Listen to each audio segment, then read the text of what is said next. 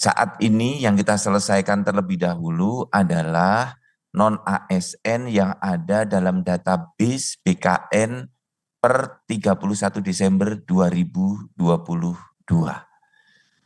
Di luar data itu nanti akan ada mekanisme yang lain, tidak saat ini. Terima kasih Pak Kepala. Ibu sekalian, Assalamualaikum warahmatullahi wabarakatuh. Selamat pagi, selamat siang, salam sehat, salam sejahtera bagi kita semua. Bapak Ibu yang saya hormati, tadi disampaikan oleh Pak Kepala, Pak Harmain, dan Pak Deputi SDMA, Pak Aba, kaitannya dengan kebijakan pemerintah untuk penyelesaian dan penataan tenaga non-ASN yang ada di dalam database. Jadi sekali lagi kami garis bawahi, prioritas pertama kita saat ini adalah mereka yang ada di dalam database. Tadi disampaikan juga beberapa siapa saja itu yang bisa melamar di tahap kedua. Jadi tahap pertama itu sebetulnya sudah selesai. Hanya karena ada beberapa yang belum bisa melamar, tadi Pak Hermin sebutkan juga, kita buka ruang untuk melamar tahap kedua. Sebetulnya posisinya sama, hanya karena yang tahap pertama tadi menurut datanya Pak Deputi masih sisa dan itu komitmen pemerintah untuk diangkat maka dibukalah tahap kedua. Jadi ini prinsip dasarnya dulu. Jadi kalau mereka yang tadi pertanyaan bagaimana dengan sisa yang belum kurang dari 2 tahun ya kalau dia memang di luar database nanti kebijaksanaannya. Karena Pak Abad tadi juga tidak menyebutkan untuk yang prioritas yang ketiga. Tapi semuanya tetap yang harus dijadikan prioritas itu adalah ada yang di dalam database, ada yang tenaga honorer K2, ada yang 1,7, ada yang belum mendaftar ke database, kemudian ada yang tidak bisa mendaftar karena formasinya nggak ada yang sudah mendaftar CPNS tapi tidak lulus, tapi tidak bisa mendaftar karena kena peraturan Menpan RB, itu semuanya sudah diatur di dalam 3 kebijakan yang sudah ditangani oleh Bu Menteri.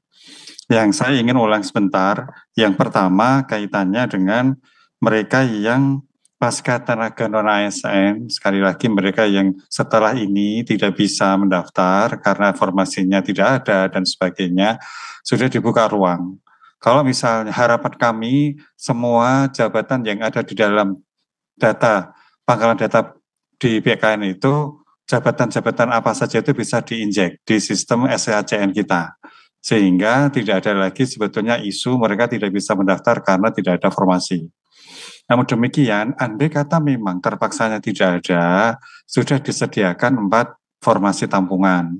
Sehingga nanti yang penting daftar dulu, masuk dulu, kemudian dia ikut seleksi, dan tidak ada istilah tidak lulus, karena memang semuanya kita komitmen untuk diangkat menjadi pegawai P3K.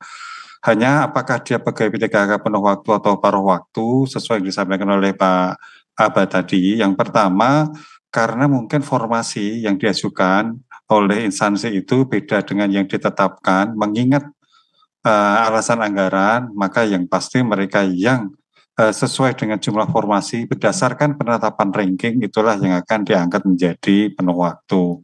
Sisanya dia akan diangkat menjadi paruh waktu. Ini yang penting bagi semuanya. Paruh waktu tadi disampaikan juga oleh Pak Aba. Khususnya mereka yang selama ini jadi isu nasional sudah ikut seleksi CPNS tetapi dia dinyatakan tidak lulus. Tidak lulus itu karena dia sudah ikut SKD tidak lulus atau SKD lulus tetapi SKB-nya tidak lulus sehingga tidak bisa diangkat, maka yang bersangkutan itu tidak wajib ikut seleksi tahap kedua. Nanti hanya diangkat menjadi tenaga honorer paruh waktu.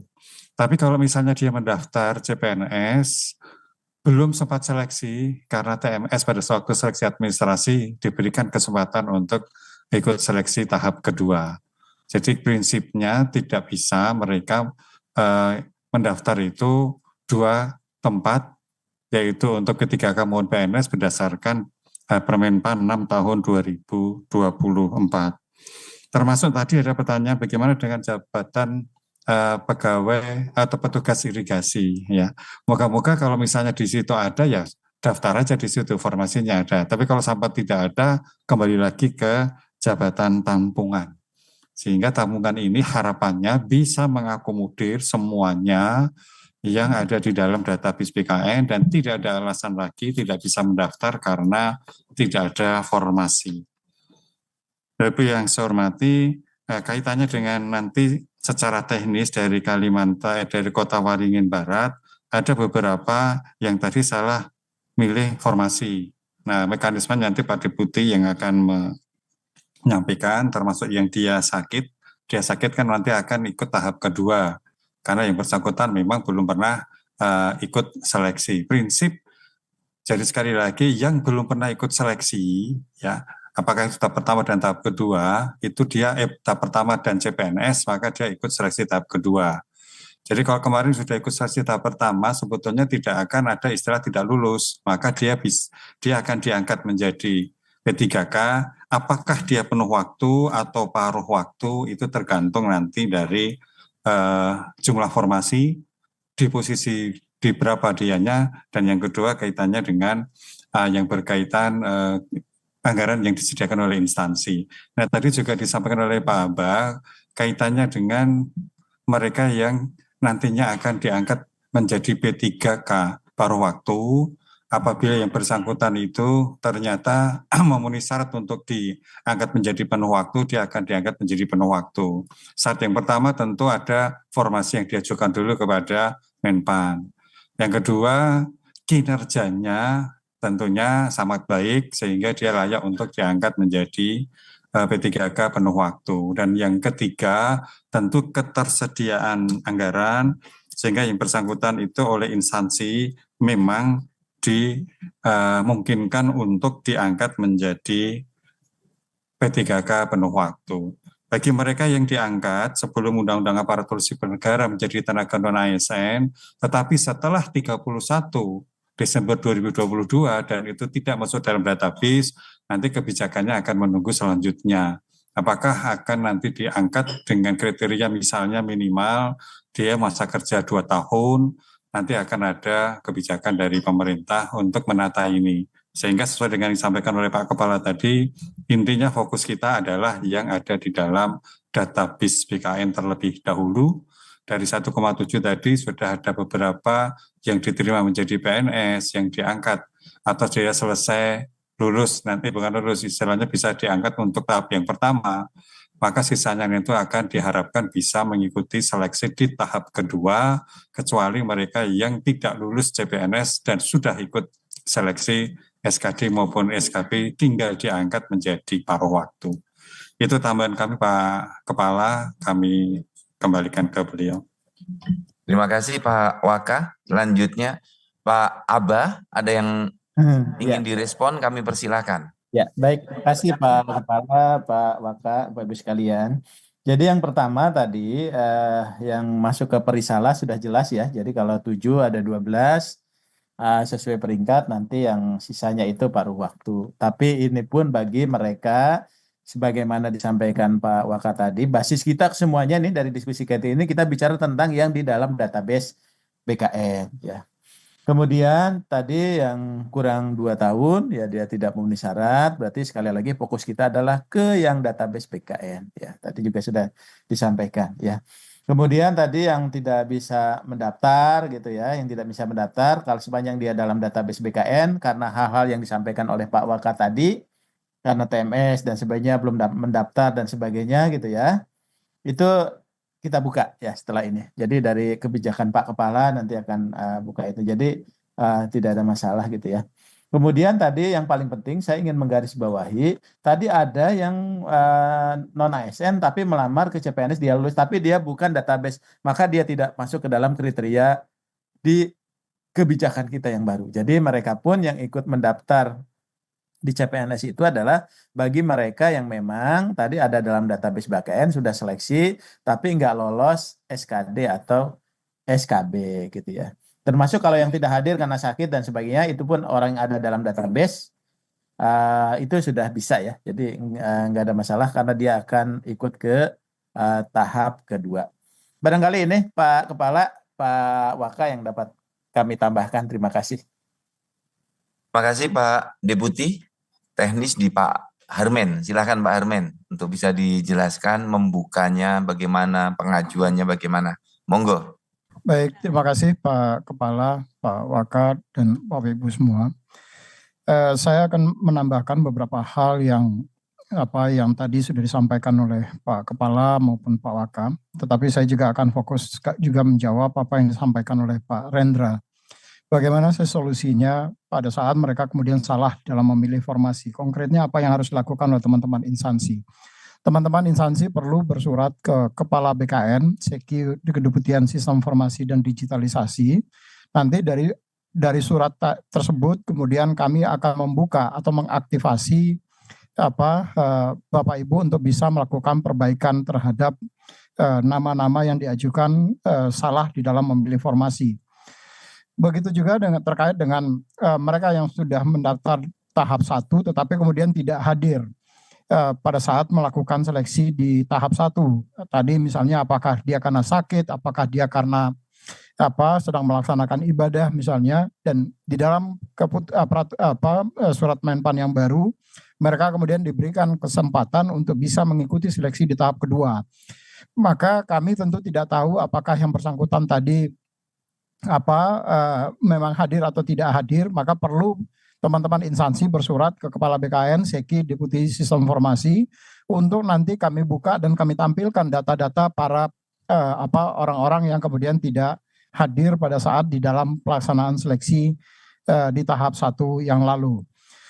Terkait dengan yang ketiga tadi, apakah lulus CPNS terdata atau yang tidak terdata yang kemudian bisa diangkat menjadi P3K pada waktu ini sudah dijelaskan oleh Pak Aba dan Pak Wakil Kepala tadi, bahwa prioritas kita adalah mereka yang terdaftar di dalam database non-ASN.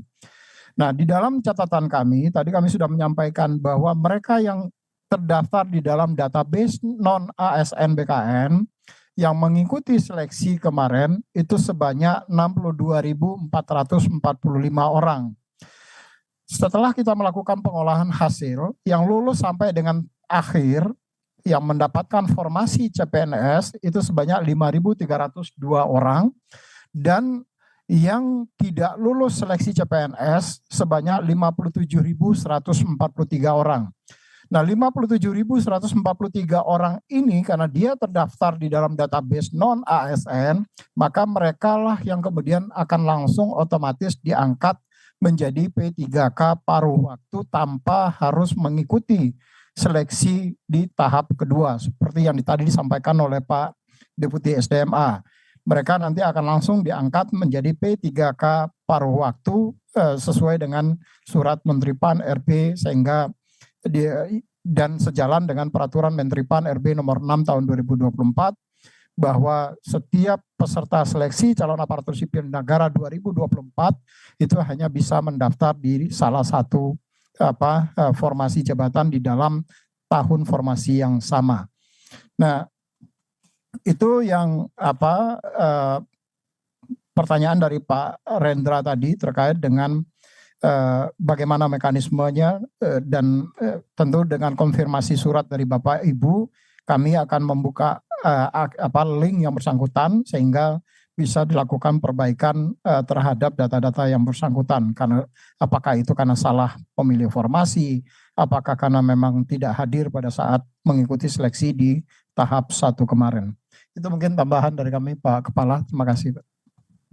Rekan-rekan semuanya, hari ini kita sudah menyampaikan beberapa kebijakan baru untuk melakukan adopsi dan adaptasi terkait dengan beberapa masalah yang belum selesai.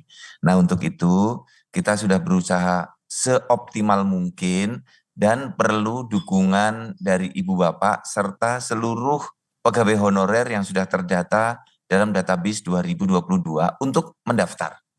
Nah, sebab kalau nggak mendaftar, pintunya nggak ada lagi untuk masuk ke dalam sistem. Nah, ini yang belum mendaftar masih ratusan ribu. Ini data bergerak terus, pendaftaran termonitor terus secara sistem, tapi masih ada ratusan ribu. Waktu tinggal hari ini dan besok.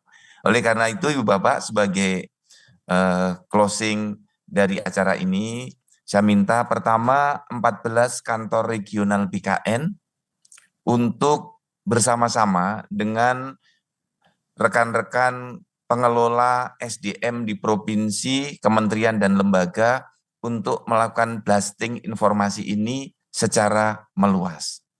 Mudah-mudahan langkah kita ini dirahmati oleh Allah Subhanahu wa taala untuk memudahkan para honorer mendapatkan status sebagai ASN.